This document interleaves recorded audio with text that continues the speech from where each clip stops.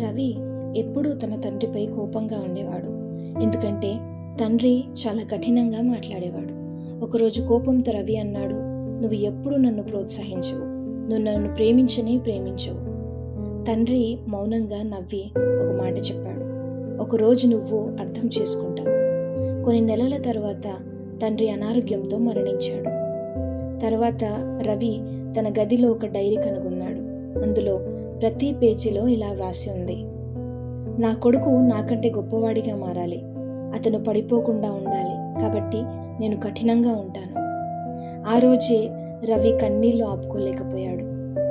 అప్పుడు అతనికి అర్థమైంది, కొన్ని ప్రేమలు మాటల్లో కనిపించవు, కానీ మన జీవితాన్ని నిర్మిస్తాయి. మనపై కఠినంగా ఉన్న ప్రతి వ్యక్తి శత్రువు కాదు. కొంతమంది మన భవిష్యత్తును కాపాడే మనుషులు కూడా ఉంటారు. వీడియో నచ్చితే లైక్, షేర్, సబ్స్క్రైబ్.